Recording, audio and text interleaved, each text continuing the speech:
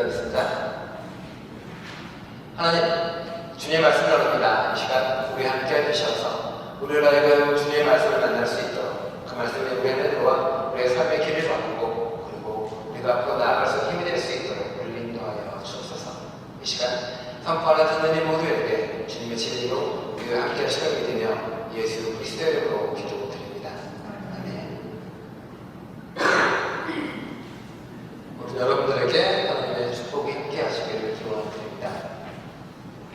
예수님은 우리에게 오셔서 새로운 삶의 길과 우리가 걸어갈 것이 어딘지를 분명히 보여주신 분이십니다. 그리고 그 길을 통해서 우리는 조금씩 다른 삶의 방식을 살아가는 거죠. 예전에 말씀드린 적이 있지만 우리는 세상의 낙발소리에 맞추어서 행진하는 사람들이 아니라 하나님의 북소리에 맞추며 우리의 삶에 춤추는 사람들이라고 이야기를 드렸습니다. 하지만 우리는 어느 순간 하나님의 북소리에 귀를 기울이지 않게 되면 우리는 어느 순간 세상의 낙발소리에 맞추어서 행진하고 걸어가는 사람들이 될 수 있겠죠. 예수님께서 자신의 삶을 펼치면서 제자들을 파송하시면서 하신 말씀이 있습니다. 무슨 말씀하셨을까요? 제자들에게 당부의 말을 한 게 있죠. 너희 나가는데 다 가져가지 말라고 합니다. 지팡이도 가져가지 말라고 하죠. 돈주머니, 금주머니도 전혀 가져가지 말라고 합니다. 심지어 옷도 통옷도 챙기지 말고 지금 있는 옷만 그대로 가져가라고 이야기하죠. 그러니까 소금 몇 개 가지고 그냥 하나님의 선교를 하라고 이야기합니다. 나가서 누군가를 돌봐줍니다. 악한 것도 물리치고 그리고 아픈 사람도 열심히 간호해줘서 치유합니다. 어느 집에 들어가서 밥을 주면 밥을 먹는 거고요. 밥을 안 주면 안 먹는 겁니다. 누군가 박대받으면 그냥 그거 잊어 툴툴 옷에 묻은 신발에 묻은 툴 털어내듯 털털 잊어버리고 또 하나님의 이름으로 떠나는 겁니다. 자, 여러분은 그런 삶을 살고 계십니까? 하나님이 우리에게 알려준 삶이죠. 아무것도 걱정하지 말고 불안해하지 말고 살아가는 겁니다. 불안에 떨고 두려움에 떨고 앞으로 어떤 일이 벌어질지 모르는데 거기서 그 삶을 살아가는 게 우리의 새로운 삶의 길이라는 거죠. 하지만 우리는 이런 삶을 잘 살지 못합니다. 항상 미래에 대한 불안과 걱정을 하며 지팡이와 돈도 가져가지 말라고 했지만 우리는 그렇게 못 살죠. 지팡이 뿌리니까 좋은 차도 사야 되고요. 돈주머니 가져가지 말라고 했는데 그게 문제니까 연금 통장에다가 주식 투자에다가 부동산에다가 많은 걸 가져야 그게 마음이 편하기도 하죠. 다른 사람이 주는 것만 받아 먹으라는데 어디 그렇습니까? 내가 맛있는 거 내가 사서 먹기 바쁘고 남이 나이 평정하면 흙에 신발에 붙은 먼지 털고 가라고 하는데 내 마음은 늘 응어리만 쌓여서 남이 나이 함부로 내 양말 차곡차곡 쌓여서 복사하는 걸 누르고 있는 게 우리들이기도 하죠. 참 우리 하나님하고 멀게 살죠. 하나님하고 엄청 등지고 살아가는 것이 전부입니다. 예수님은 그런 우리에게 계속 말합니다. 그러지 마라. 우리가 살아야 될 길은 세상 사람들하고 다른 길이야. 우리가 사는 방식은 세상 사람들하고 다른 방식이야. 그렇게 한번 살아봐라. 그러면 너희는 전혀 다른 삶의 신비와 놀라움을 경험할 수 있을 거야. 그게 바로 구원받은 삶이라고 우리에게 이야기하십니다. 근데 우리는 참 힘들게 살아요. 어렵게 살기도 하고요. 주님은 그 비유를 통해서 계속 우리에게 그 깨우침을 주려고 애를 쓰고 하십니다. 제자들처럼 아무것도 없고 서로가 의지하고 나눠가며 사는 삶, 그게 바로 구원받는 삶이라고 이야기하고 그 길을 같이 걸어가보자고 이야기합니다. 계속 비유를 통해 말씀하시고 이야기하죠. 오늘은 유명한 비유이기도 합니다. 포도원 일꾼의 비유, 포도원 주인의 비유, 포도원 품삯의 비유. 여러분 이 이야기를 들으면 어떤 생각이 드십니까? 저는 그래요. 와, 여러분이 그 일꾼이라고 또 생각해요. 아침 일찍 간 일꾼입니다.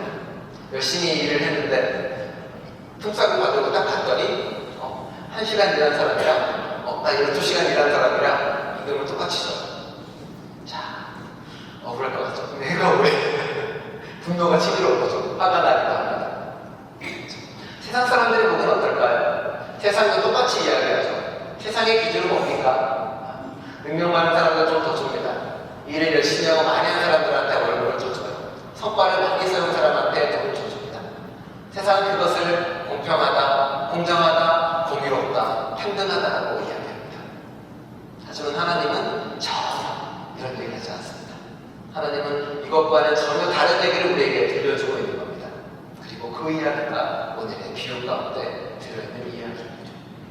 포도원 주인의 비유는 종종 우리는 이렇게 해석을 합니다. 많은 분들이 이제 포도원 주인은 하나님이시고요. 그리고 포도원의 품삯을 나눠주는 그 증지기는 예수님이죠. 그리고 일하는 사람들은 이제 한 명만 마찬가지입니다. 아마 처음에 왔던 사람들은 이제 처음에 오면서 불평을 말했던 사람들은 아마 처음 온 이스라엘 사람들일 겁니다. 유대인 바리새파들, 하나님께 먼저 부름받는 사람들이 되겠죠. 그 다음에는 아마도 그리스도인들이 될 수 있을 겁니다. 유대인 그리스도인들이 될 수 있겠죠. 그것도 하나님께 늦게 부름을 받았습니다. 그리고는 이방인이 될 수도 있겠죠. 사마리아 사람들이나 그런 다른 사람들이 또 늦게 온 사람들이고, 그리고 그 다음 사람들도 이제 로마인이나 심지어 자신들의 미워하는 원수들조차도 그 하나님의 품 안에 부름을 받았을 겁니다. 그리고 이야기하는 거죠. 하나님은 사실은 처음 온 사람이랑 나중 온 사람이랑 모두가 다 하나님의 구원의 품에 안을 수 있는 사람이었다. 따뜻하고 좋은 말씀입니다. 그리고 우리는 사실 이것조차 받아들이기 힘들고요. 내가 교회를 위해서, 내가 하나님 믿으면서 일평생 이렇게 고생했는데 저 수골바닥 넘어가기 전에 나 하나님 믿어요 죽은 사람이랑 나랑 똑같다고 야, 나 이만큼 분노가 오기도 하죠. 야, 내가 교회에서 그렇게 가진 거, 시간, 돈 다 때려 부었는데 이제 나도 새신자랑 똑같이 구원받는 사람이 된다고 속에 또 이런 마음이 쌓여있기도 합니다. 우리 안에는 여전히 공로주의와 성과주의가 넘쳐나는 까닭이죠. 여러분 안 그런 걸로 일단 하고 뭘 지금 들어가죠. 그렇죠? 우리 안에는 공로가 있고 보상주의가 여전히 쌓여있습니다. 우리만 그런 건 아닙니다. 사실은 요 이야기할 때 제자들과 저하고 똑같은 마음이 있었습니다. 저 뒤에 보면은 세배대 어머니가 와서 이야기해요. 예수님, 이렇게 예수님이 왕이 되면 우리 아들 좀 잘 이렇게 해가지고 오른쪽 왼쪽에 잘 좀 해달라 이런 말도 합니다. 그렇죠? 뭔가 잘 따랐으니까 뭔가 보상이 있을 거라고 생각을 했겠죠. 하지만 포도원 비유를 좀 더 깊이 들어가보면 다른 이야기도 참 많이 해줍니다. 포도원 비유가 나오는 요 앞에 이야기 어떤 이야기가 나오냐면 한 청년이 예수님께 이렇게 달려옵니다. 예수님께 물어봐요. 예수님, 내가 사실 율법도 다 잘 지키고 모든 일을 다 했습니다. 나는 사람도 사랑하고 이웃도 사랑하고 율법도 하나 어김없이 깔끔하게 정말 잘 살았습니다. 라고 이야기합니다. 그럼 나는 구원받을 수 있습니까? 라고 물어봅니다. 청년의 마음은 우리의 마음과 같죠. 나 열심히 신앙생활로 잘 살았는데 이 정도로 구원받지 않겠냐. 예수님이 뭐라고 하십니까? 그 청년에게 그거 싫은 거 아닙니다. 자, 너의 모든 재산을 다 팔아서 가난한 사람들에게 나눠주어라고 얘기합니다. 청년은 부자였나 봐요. 딱 고민을 하다가 난 안 되겠습니다라고 돌아가 버립니다. 그렇죠. 그런 일이 벌어집니다. 부자에게 나눠주는 이야기가. 근데 베드로가 갑자기 그걸 가만히 듣더니 예수님께 물어봅니다. 예수님 그 얘기 뒤에 무슨 얘기하냐면 부자가 천국에 가는 건 낙타가 바늘구멍이라는 게 훨씬 힘들다는 얘기를 하셨단 말이에요. 근데 베드로가 갑자기 예수님한테 물어봐요. 예수님, 그럼 우리는 구원, 보상을 어떻게 받습니까? 라고 물어봅니다. 베드로는 왜 그걸 물어봤을까요? 베드로는 아마 예수님 따라다니면서 이런 생각을 했을 겁니다. 예수님이 왕이 오르고 위에 오른다면 나가 그래도 좀 이렇게 내가 수석 제자니까 부자가 되고 힘도 누리고 권력도 누리겠지라고 생각을 했을 겁니다. 그런데 예수님이 부자는 낙타구멍에 들어갈 수가 없다. 부자는 천국에 갈 수 없다는 이야기를 들으니 자기가 근심이 되고 걱정이 되기 시작합니다. 예수님께 물어봐요. 예수님이 뭐라고 하나요? 모든 걸 다 내려놓는 사람이야말로 하나님을 위해 모든 걸 바치는 사람이야말로 하나님 나라에 들어갈 수 있다라고 선포합니다. 그리고 나서 포도원 비유가 나옵니다. 포도원 비유는 두 가지 의미가 있는 겁니다. 하나는 그래? 그럼 그 내려놓는 방법 어떻게 우리는 무엇을 내려놔야 된다. 또 하나는 부자가 천국에 들어가면 도대체 어떻게 해야 될까를 그 답을 주고 싶어하는 겁니다. 그게 포도원 주인 비유의 시작입니다. 우리는 일꾼이기도 하지만 동시에 포도원 주인으로 이 얘기를 들어야 된다는 말씀입니다. 포도원 주인이 이 이야기의 주인공으로 따라 등장을 합니다. 사람들은 포도원 주인이 주인공으로 등장하면 어떤 생각을 하게 될까요? 당시에는 포도원 주인은 어떤 사람이었냐면 나쁜 사람이었습니다. 우리가 옛날 이야기를 들어볼 때 이런 얘기 합시다. 옛날에 어느 딱 많은 부자가 살고 있었어요. 라고 이야기합니다. 그럼 여러분 어떤 상상하나요? 그 딱 많은 부자가 분명히 나쁜 놈일 거야. 라고 생각을 하거나 딱 많은 부자가 분명히 망할 거라고 생각하겠죠. 이야기의 시작입니다. 포도원 주인은 당시 어떤 시절이냐면 가나안 사람들은 로마 식민지 안에서 자신의 땅을 잃어버리기 시작합니다. 많은 세금 속에서 자신의 땅을 팔아야 했고요. 자신의 생계수단을 하나하나 잃어버리기 시작합니다. 그리고 그곳에는 이제 그 원래 살던 사람이 포도원 주인을 가지는 게 아니라 우리로 치면 친일파 같은 사람이 그 땅을 가져가고 친로마 같은 사람이 그 땅을 가지고 오게 됩니다. 그 말을 지금 예수님의 말을 듣고 있는 사람들에게 포도원 주인은 나쁜 사람이에요. 그래, 뭔가 그 사람이 벌받는 이야기나 그 사람이 뭔가 잘못되는 이야기가 시작되겠지라고 기대하고 있을 수가 없어요. 그런데 포도원 주인이 좋은 일을 하는 걸 끝나요. 그렇죠? 예수님의 비유가 항상 그렇습니다. 예수님의 비유가 저번에 말한 것처럼 남들이 부정하게 여기는 여인 나오죠. 누룩 나옵니다. 남들이 부정하게 여기는 이야기들을 계속 끌어들이면서 그들과 함께하고 이야기합니다. 사람들을 자꾸 불편하게 만듭니다. 자신의 선입관을 깨뜨리고 좀 더 넓은 곳으로 나아가게 합니다. 심지어 사마리아 사람도 좋다고 이야기하는 거니까요.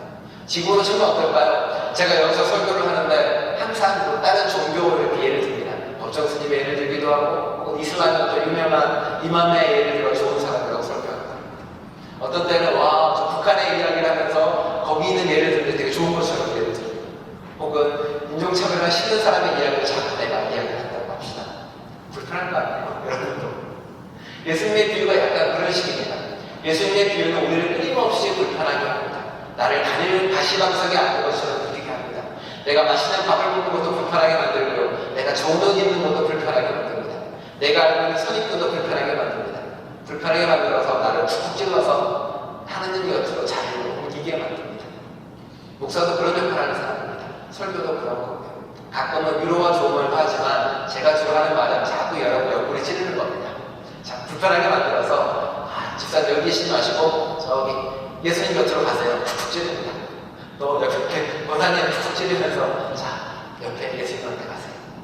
주님이 그렇게 비유하고 설명하고 가랍니다. 그 포도원 비유로 와서 이제 그 사람이 하는 건 여러분 다 아는 얘기죠. 똑같이 일하는 사람들에게 똑같이 나눠주고 똑같이 돈을 주기 시작했다는 겁니다. 세상과는 전혀 다른 경제적 질서와 세상과는 전혀 다른 것을 실천하기 시작했습니다. 대학교 때, 대학교 때 이제 생활비는 주로 이제 그 기숙사에서 식판닦이는 밥을 공짜로 주니까 밥을 먹어요. 그리고 그 학교 서점에서 일을 하면 그 일하는 동안에 그 학교에서의 어떤 특식이나 해결이 됩니다. 그리고 등록금을 벌려면 방학 동안에는 다른 데 가서 일을 해야 했습니다. 주로 이제 1학년 때는 이제 공장 가서 일을 했어요. 공장 가서 일을 하면은 줍니다. 얼굴 꽤 줘, 당시. 그런데 문제는 걸렸어요. 위장철입니다. 대학생이 공장에 들어갔는데 운동권 같아. 그래가지고 공장 취업이 안 돼. 그래서 1학년, 2학년 때는 그럼 우리는 이제 그래 우리가 할 수 있는 건 노가다밖에 없다. 노가다를 하자. 건설 노동자가 되자. 자, 어쨌든 건설업을 하자 그래가지고 수원에는 인력시장을 나갑니다. 인력시장은 4시 반에서 5시 보통 출근을 해요.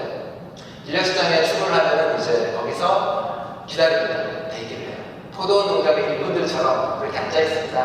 그럼 이제 그 대만치라는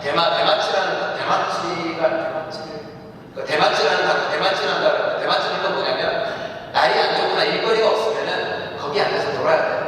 대만치라고 일본말이 맞는지 모르겠어요. 대만치. 그럼 거기 앉아서 이렇게 있는 거예요. 비가 오고 나잖아요. 근데 그 당시 일당이 5만 원에서 5만 5천이었거든요. 그 중에 10%에서 15%는 인력시장 소장한테 띄워줘야 됩니다. 그 인력시장을 아무것도 안 도망가서 제도. 그래서 근데 저는 초심도 안 하고 15%를 띄워요. 와, 7,000원 띄워요. 나쁘죠? 근데 5만 원을 못 받아요. 거기 이렇게 앉아있습니다. 이렇게 앉아서 일거리를 기다리는 거예요. 봉고 스타일스한테 쭉 옵니다. 묻지 않으라고 부릅니다. 시다 몇 명, 미신, 이렇게 미장하는 사람 몇 명 부릅니다. 그러면 저희 같은 대학교 초심자들은 가만히 앉아있어요. 기술이 아무것도 없거든요.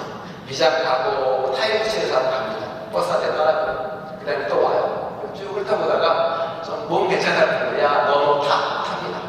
봉고 뒤에 실려서 어디로 가는지 몰라요. 타닥타닥 가면 고소당에 간대로 놓습니다. 일을 시작합니다. 작성시사회 같은 분이 이렇게 누가 십자에서 작성시사회 같은 분이 이렇게 갑바라 그래가지고 이렇게 갑바 벗겨내고 그 다음부터 일을 합니다.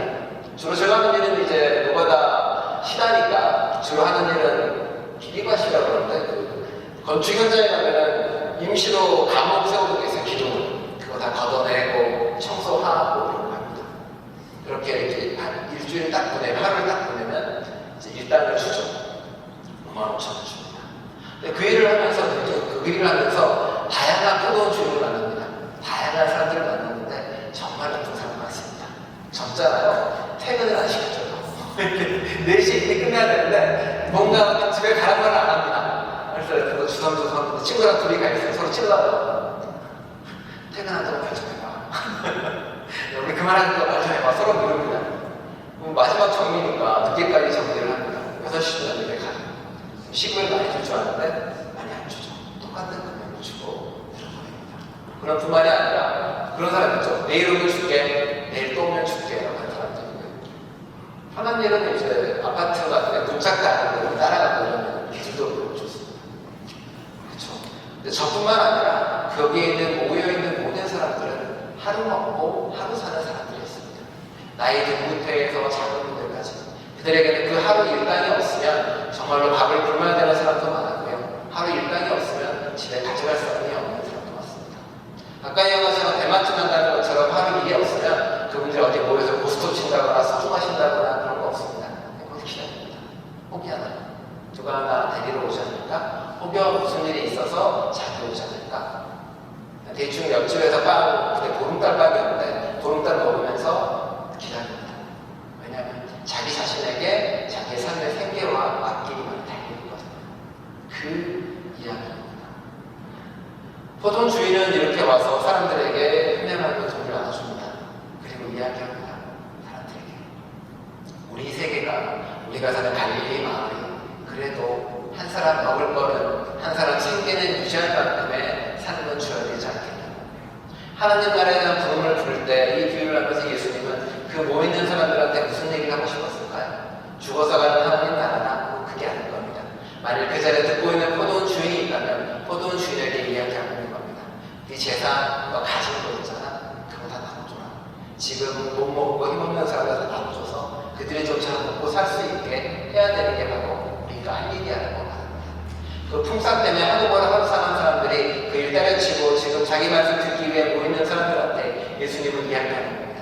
하나님 나라는 하루 먹고 하루 살긴 하더라도 그래도 그 안에서 우리는 하루하루 주님의 은혜로 하루하루 다른 사람의 도움으로 함께 살아가는 거라고 말하고 있습니다.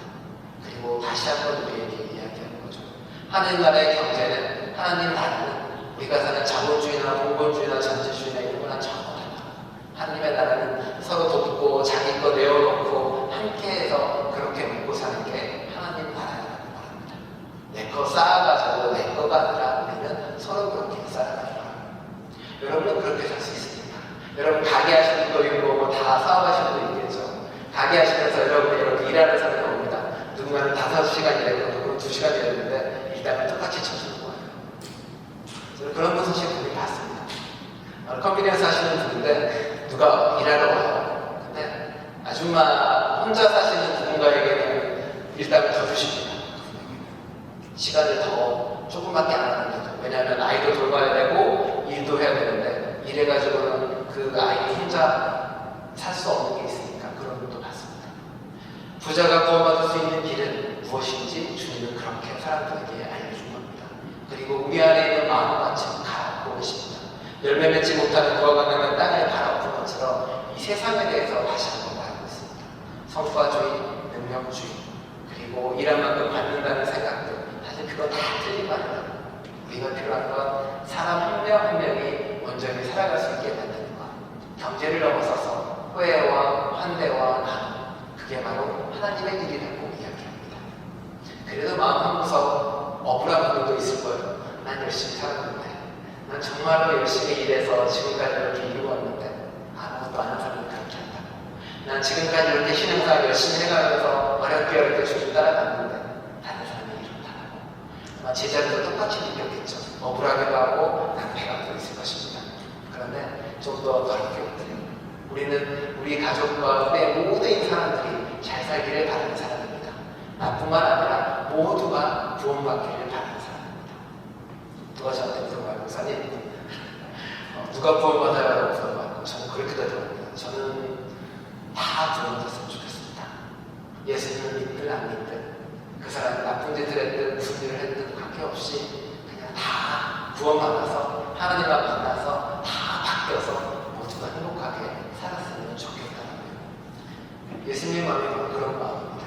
그게 바로 우리의 마음입니다. 대신 여러분들이 그런 마음으로 세상의 질서와는 전혀 반대되는 삶을 살아가시고 그런 마음으로 나는 섬기고 함께 어우러져가는 하나님 나라를 만드는 저와 여러분들 수 있기를 간절히 축원드립니다. 기도하겠습니다. 하나님, 세상의 질서를 우리에게 요구합니다. 능력을 높여라. 시간을 많이 써라. 그게 너를 더 높은 곳으로 끌어올려 줄 것이라고 성과주의가, 능력주의가, 그리고 기회주의가 세상을 지배하고 있습니다. 그런 세상에서 주님은 하나님 나라를 이야기합니다. 하나님 나라는 그런 세상이 아니라고 능력이 있거나 없거나 성과를 세우거나 못 세우거나 그가 어떤 존재이든 아무 관계없이 모두가 다 평등한 것이 바로 정의라고 하나님의 나라라고 이야기합니다. 종종 우리는 그럴 때 있습니다. 내가 이만큼 했는데 이렇게 노력했는데 이렇게 했었는데 내가 저 사람보다 못하다고 내가 저 사람보다 되어받지 못한다고 내가 저 사람보다 이룰 수 없다고 주님은 이렇게 말씀하십니다. 모두가 다 하나님 앞에 한 데나리오를 받아가며 구원의 삶을 시작하는 것이고 한 데나리오를 받아가면서 새로운 세상을 살아가는 거예요. 이 땅에 이런 세상이 됐으면 좋겠습니다. 가난하고 부자도 없이